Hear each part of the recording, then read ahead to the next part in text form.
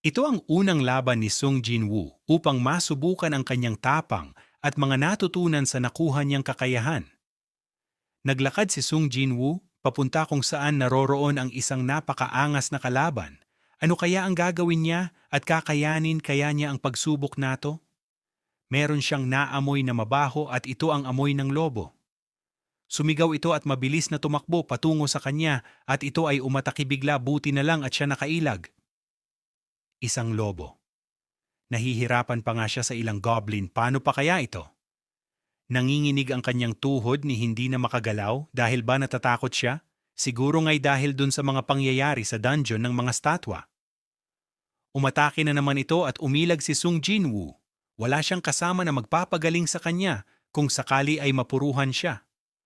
Umataking muli ng unit na ilagan niya ito ng mabilis at dahil nga bilis na iyon ay di niya nakontrol at nauntog siya sa rehas.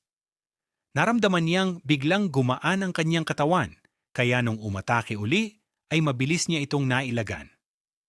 Binigyan na siya ng pangalawang buhay at di na niya ito sasayangin ng dahil sa takot. Sinuntok niya ang lobo at dahil sa lakas ay tumilapon ito. Malaking pagtataka niya sa pangyayari ngunit malakas pa rin ito kumpara sa kanya pero sinuntok niya pa rin ito at nalaman niya na ang simpleng pag-atake ay walang epekto sa kalaban. Kahit anong suntok niya ay walang epekto. Di na alam kung ano ang gagawin para manalo dahil nga ay malakas ito kaya napag-isipan niya unang tumakbo ng unit mabilis na umatake at yun nga ay natamaan siya. Dahil nga ay wala siyang kasama, ay baka dito na magtatapos ang kanyang buhay.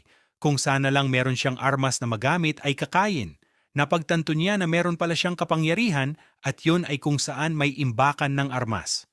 May nakita siyang isang armas at ginamit niya ito ng walang pag-aalinlangan, hinambas niya ito sa lobo at sa talis ng espada ay nahiwa sa kalahati ang lobo. Ang espadang iyon ay galing kay Ginoong Kim doon sa laban nila sa Double Dungeon. At dahil nga natalo niya ang kalaban, ay nadagdagan ang kanyang level.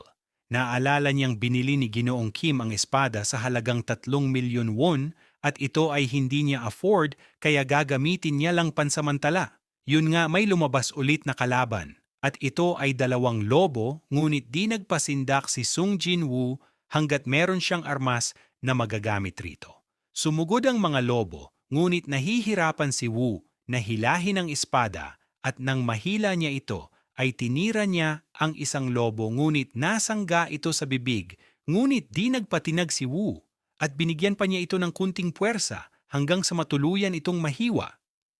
Sa pagkahiwa ng isa ay biglang